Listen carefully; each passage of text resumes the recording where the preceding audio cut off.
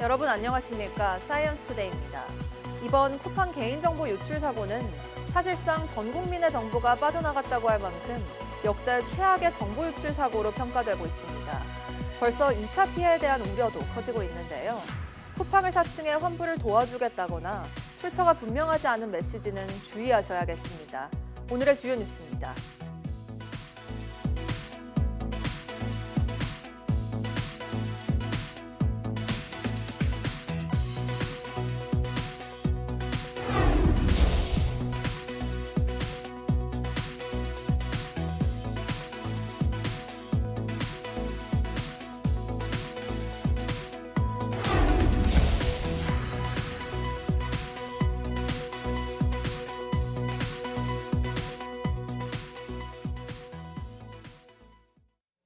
우주로 발사된 다목적 실용위성 아리랑 7호가 지상과 교신에 성공했습니다.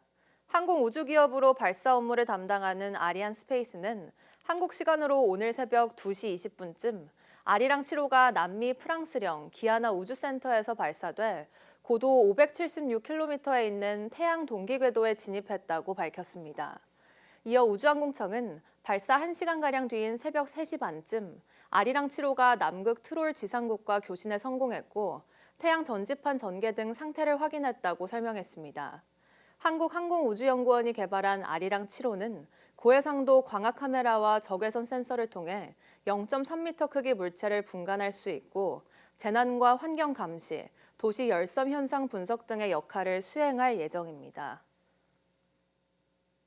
한국형 발사체 누리호에 실린 부탑재 위성 12기 가운데 9기가 교신에 성공했습니다.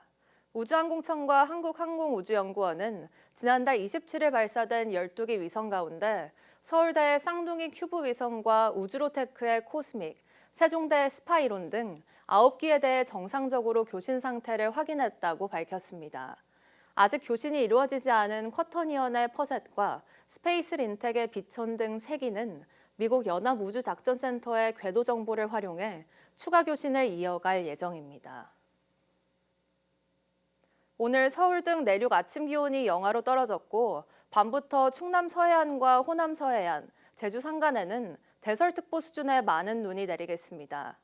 기상청은 북서쪽 상공에서 영하 30도 안팎의 찬 공기가 남하하면서 오늘부터 영하권 추위가 찾아오겠고 밤사이 충남과 호남 서해안에는 최고 8cm, 제주 산간에는 최고 10cm의 많은 눈이 집중되겠다고 예보했습니다.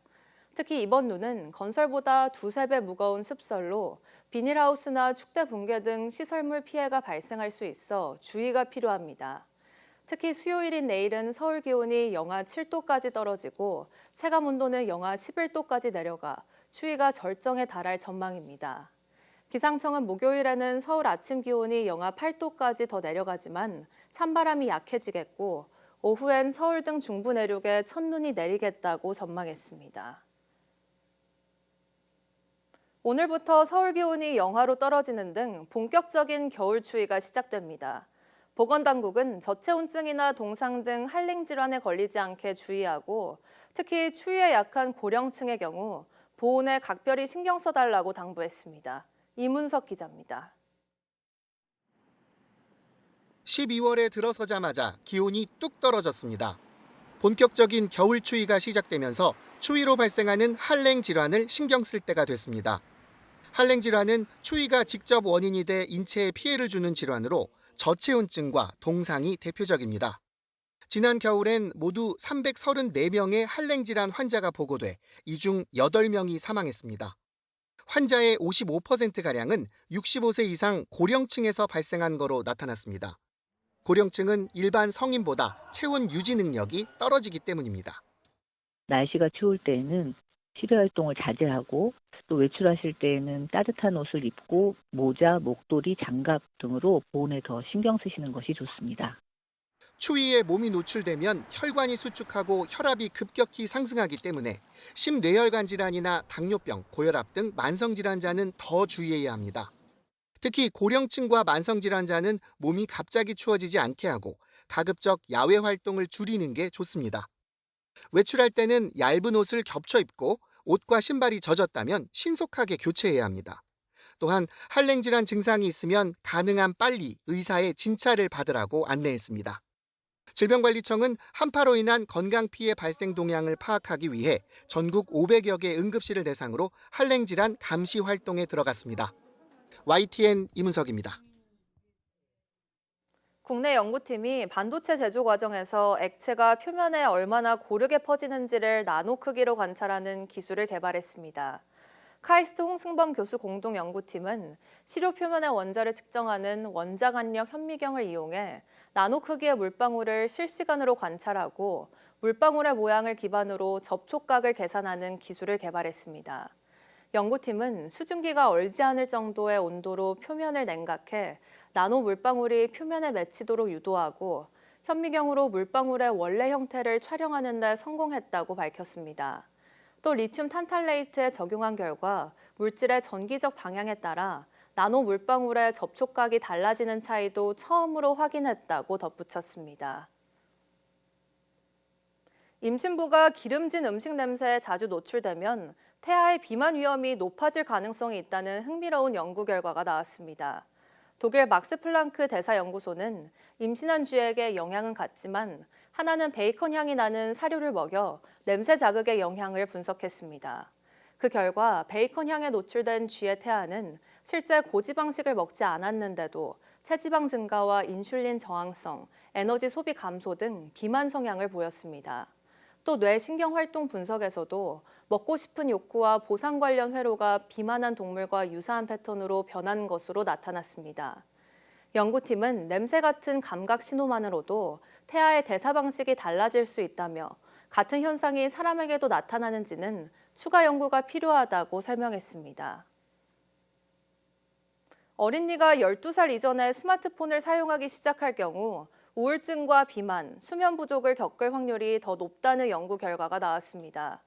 현지 시간 1일 미국 뉴욕타임스는 미국 소아과학회가 발간하는 학술지 소아과학에 이 같은 스마트폰 사용 시작 나이와 건강의 상관관계를 다룬 연구 결과가 발표됐다고 보도했습니다. 연구진은 미국 내 아동 청소년 1,500명을 대상으로 한 뇌인지 발달 연구 자료를 활용해 어린 나이에 스마트폰을 갖게 된 어린이들은 그렇지 않은 아이들보다 우울증, 비만, 수면 부족 위험이 더 크다는 결론을 내렸습니다. 12살까지 스마트폰을 갖지 않은 어린이들의 경우를 보면 이 중 1년 뒤 스마트폰을 갖게 된 어린이가 그렇지 않은 어린이보다 정신건강 문제 증상과 수면 장애를 겪을 가능성이 컸습니다. 연구진은 스마트폰을 사용하기 시작하는 나이가 중요하다고 강조했습니다. 수족관에서 야생바다로 방류된 남방 큰 돌고래 춘삼이가 2달 전 출산한 사실이 확인됐습니다. 개체수가 많지 않은 만큼 반가운 소식이지만 해양 쓰레기 위협은 여전합니다. 보도에 고재영 기자입니다. 푸른 바다를 힘차게 헤엄치는 남방 큰 돌고래 무리 사이로 새끼 돌고래가 눈에 띕니다. 지난 10월 출산한 것으로 추정되는 돌고래 춘삼이의 새끼입니다. 연구진은 지난달 나흘 동안 26회 관찰을 통해 춘삼이의 출산 사실을 확인했습니다. 어미 춘삼이는 4년 동안 수족관에 갇혀 지내다 2013년 제주 바다에 방류됐고 이후 지난 2016년과 2023년에 이어 이번까지 모두 3차례 출산한 것으로 확인됐습니다. 수족관에 갇혀 있던 돌고래가 자연 상태에서 출산하는 건 보기 드문 사례입니다. 세계적인 그런 사례도 좀 찾아보기 힘들지만 이렇게 수족관에 갇혀 있다가 야생에 방류돼서 이렇게 출산한다는 게 그렇게 쉽지 않은 일이라서 되게 좀 고무적인 일인데 제주 연안에만 서식하는 보호종 남방 큰 돌고래의 개체수는 100여 마리. 이번 출산은 개체 보존에도 중요한 의미를 가집니다. 하지만 해양 쓰레기에 걸려 희생되는 새끼 돌고래의 사례가 많아 우려됩니다. 해양 쓰레기가 많이 떠다니고 이런 것들을 진짜 어떻게 잘 피해서 얘들이 생활할 수 있는지가 가장 큰 관건인데 사실은 얘들이 피해 다니는 것보다는 우리가 이제 그런 해양 쓰레기를 잘 수거를 하고 이런 상황에서 남방 큰 돌고래를 국내 1호 생태법인으로 지정해 법적으로 바다를 깨끗하게 지켜달라고 요구할 수 있는 근거를 마련하자는 주장이 힘을 얻고 있습니다. 돌고래가 사는 환경을 더 철저하게 보호할 수 있게 돼 새끼 돌고래들이 쓰레기 걱정 없이 살아갈 수 있을 것으로 기대됩니다. YTN 고재영입니다.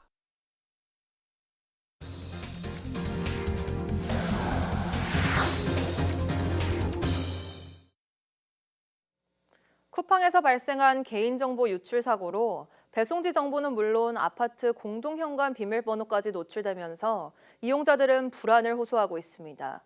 유출된 정보로 가족이나 지인의 거주지와 생활 패턴까지 파악될 수 있어서 파장이 더욱 큰 상황인데요. 이커머스 플랫폼이 보유한 개인정보가 방대해진 만큼 전반적인 보안 관리 체계를 강화해야 한다는 지적도 나오고 있습니다. 오동건 기자입니다. 쿠팡을 이용하는 한 소비자의 배송지 정보입니다.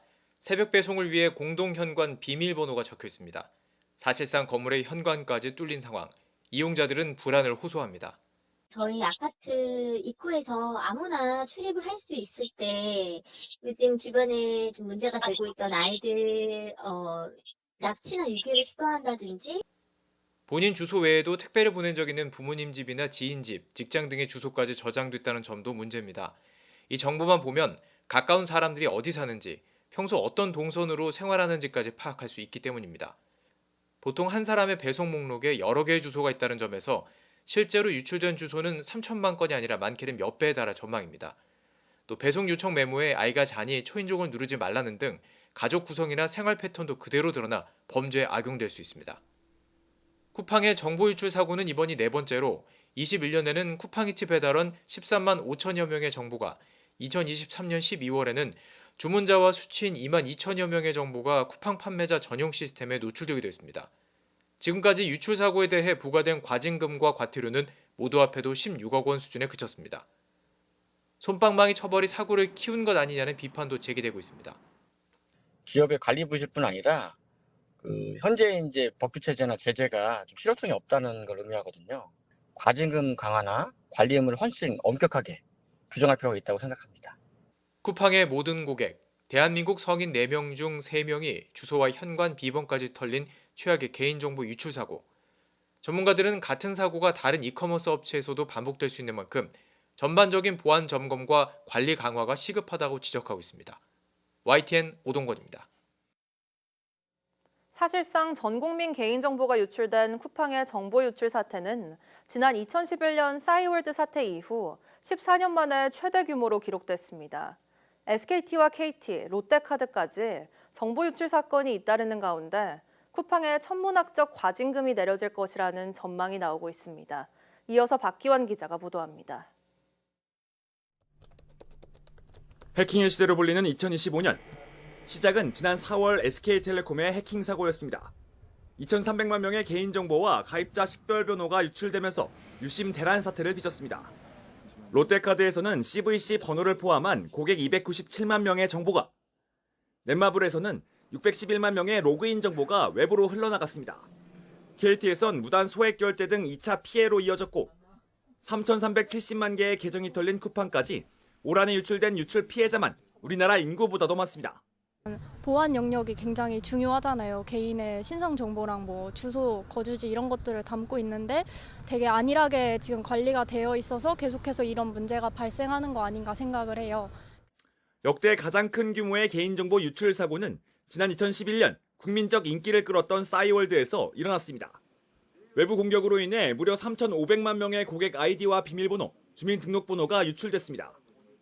쿠팡 정보 유출 사건은 이로부터 14년 만에 최대 피해 규모입니다. 다만 싸이월드와 달리 쿠팡에는 천문학적 과징금이 전망됩니다. SK텔레콤의 경우 원인이 외부 공격이었고 1조 원을 투입해 후속 조치에 나섰다는 점이 참작돼 1,300억 원이 넘는 과징금이 부과됐습니다. 반면 쿠팡은 보안 시스템의 허점과 직원 관리 소홀이 이번 사태의 원인으로 지목되고 있기 때문입니다. 현행법상 최대 매출의 3%까지 과징금이 부과될 수 있어서 조 단위의 철퇴가 내려질 가능성도 배제하기는 어렵습니다. 이런 쿠팡 사태의 불똥이 어디로 튈지 모르는 상황에서 이커머스 업계는 긴장한 기색이 역력합니다. G마켓 등 다른 이커머스 업체들은 자체 보안 점검을 진행하면서 관계 당국의 조사 상황을 예의주시하고 있습니다. YTN 박기환입니다. 이번 쿠팡 사태로 2차 범죄에 대한 우려도 커지고 있습니다. 유출된 정보를 조합해 배송에 오류가 생겼다거나 피해 보상을 안내해주겠다는 등의 맞춤형 스미싱이 가능해진 상황인데요. 피해를 막기 위해선 출처가 불분명한 인터넷 주소를 절대 누르지 말고 명의 도용 방지 서비스를 이용하는 게 도움이 될 수 있습니다. 손효정 기자입니다. 쿠팡 이용자의 정보가 대거 유출됐다는 소식이 전해지자 온라인 커뮤니티엔 2차 피해를 우려하는 글들이 잇따랐습니다. 최근 스팸 전화가 늘었다거나 인터넷 주소가 포함된 문자를 받고 악성 링크가 아닌지 불안감을 호소하는 사람들이 늘었습니다. 집과 주소, 전화번호뿐 아니라 주문 내역 정보가 빠져나간 만큼 해당 물품 배송에 오류가 생겼다는 식의 맞춤형 스미싱이 가능한 상황입니다. 피해 보상, 환불 등 문구가 담긴 문자더라도 첨부된 인터넷 주소를 함부로 눌러선 안 됩니다. 피싱 사이트로 연결되거나 악성 앱 설치를 유도하는 화면이 나타날 수 있기 때문입니다. 포털 검색 상단 노출이나 광고를 통해 피싱 사이트에 접속하도록 유도하는 수법은 물론 보상 안내로 속인 보이스피싱도 기승을 부릴 수 있습니다.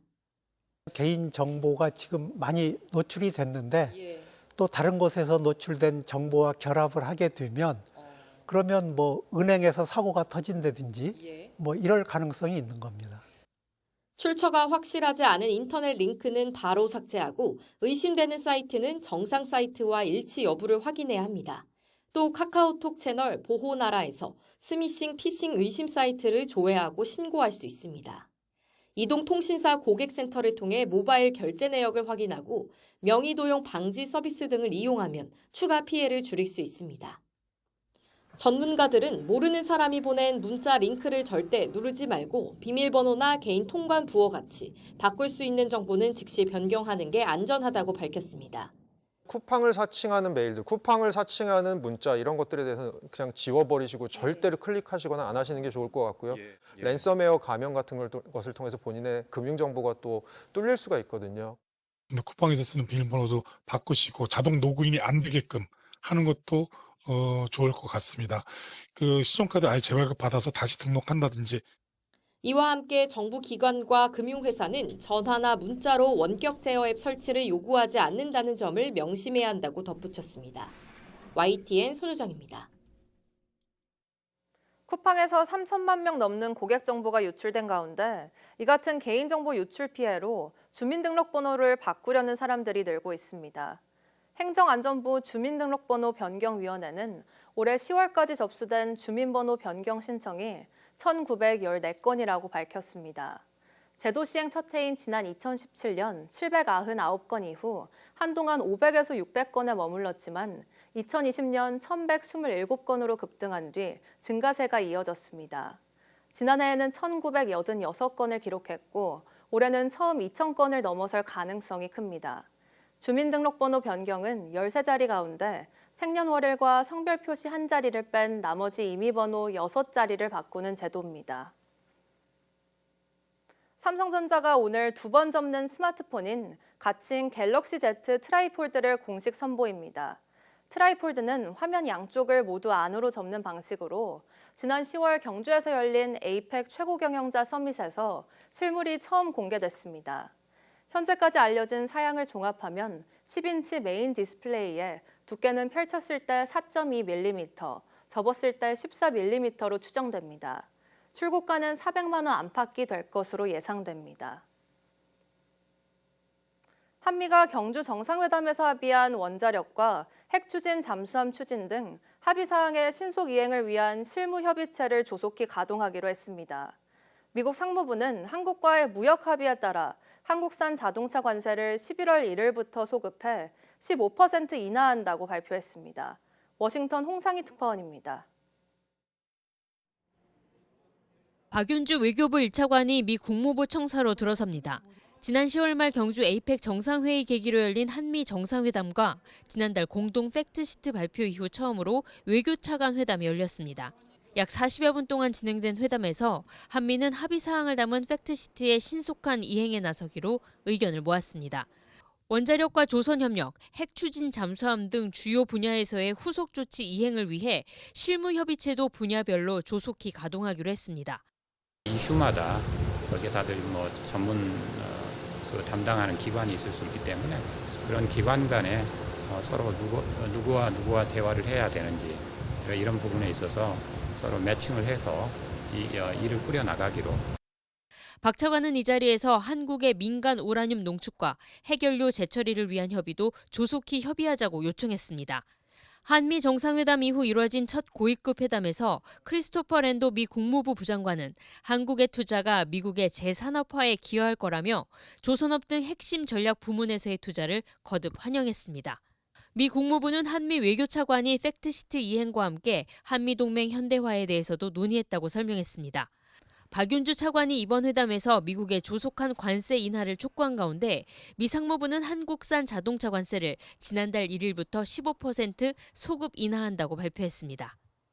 한미가 팩트시트 신속 이행에 합의하며 협상의 틀을 다지면서 우라늄 농축과 재처리 권한을 확보하기 위한 한미 원자력 협의체 구성 등 실무급 논의에도 속도가 붙을 것으로 보입니다.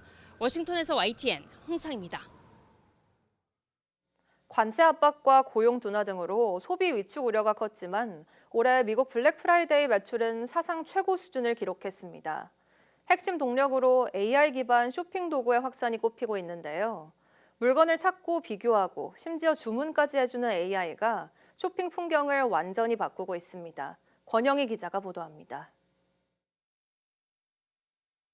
미국 블랙 프라이데이 온라인 매출은 118억 달러, 17조 원으로 사상 최대치를 기록했습니다. 지난해보다 9% 늘었습니다. 어도비는 AI 기반 유통업체 트래픽이 1년 새 800% 넘게 폭증했다고 분석했습니다. AI 시대 쇼핑 변화는 물류 현장에서부터 시작됩니다. 자율 로봇이 선반을 들고 직원을 찾아오고 AI가 저장 위치를 알려주면서 물류 처리 속도가 과거와 비교할 수 없을 만큼 빨라졌습니다. Each of the orders that gets assigned to this building gets picked, packed and shipped in less than 2 hours. And we do that hundreds of thousands of times every single day. 소비자가 상품을 고르고 결제하는 과정에도 AI가 깊숙이 들어와 있습니다. 오픈 AI와 구글, 월마트 등은 AI 쇼핑 도우미를 출시했고 일부 서비스는 최저가를 비교하고 재고 여부도 확인해 줍니다. 올해 블랙 프라이데이 기간 전 세계 온라인 주문 22%가 AI 에이전트의 도움으로 이루어진 것으로 분석됩니다. There are a lot of different big tech companies that we're talking about who are trying to leverage AI. 직원들의 업무 방식과 기업의 대응 방식도 자연스럽게 바뀌고 있습니다. The customer demand is forever increasing and we're getting the parcels out the door faster than ever and that's what the robotics are here to help us with. As e-commerce has continued to grow and the volumes have gotten larger and larger, only in the last few years have we really passed this inflection point where the automated warehouses are meaningfully more efficient than the human warehouses. 상품 추천부터 검색, 결제, 물류까지 이제 쇼핑도 AI 시대를 맞으면서 유통 경쟁의 방향이 더욱 빠르게 재편될 전망입니다. YTN 권영입니다. 소프트웨어 이상으로 대규모 리콜 명령을 받았던 프랑스 에어버스의 주력 여객기인 A320에서 이번에는 금속 패널 관련 품질 문제가 발견됐다고 로이터 통신이 보도했습니다. 에어버스는 현지 시간 1일 A320 금속 패널 일부에 영향을 미치는 품질 문제를 확인했다면서 문제 원인을 규명하고 통제했으며 새로 생산된 패널은 모든 요구사항을 충족한다고 밝혔습니다. 에어버스는 이번 결함이 특정 공급 업체에서 비롯됐다고 설명했지만 업체명을 공개하지는 않았습니다. 항공산업계 소식통은 금속 패널에 문제가 있는 여객기를 50대 정도로 추산했습니다. 법무부가 인천국제공항을 통해 국내로 입국할 때 자동 출입국 심사대 이용이 가능한 국가를 기존 4개 나라에서 18개 나라로 확대했습니다. 새로 자동 출입국 심사대를 이용할 수 있게 된 국가는 영국과 프랑스, 이탈리아, 핀란드 등 14개 국가입니다. 법무부는 우리나라 국민에 대한 자동 출입국 심사 허용 여부와 인적 교류 정도 등을 고려해 대상 국가를 정했습니다. 법무부는 이번 조치로 전체 외국인 입국자의 약 40%가 자동 출입국 심사를 이용할 수 있을 것으로 보고 있습니다.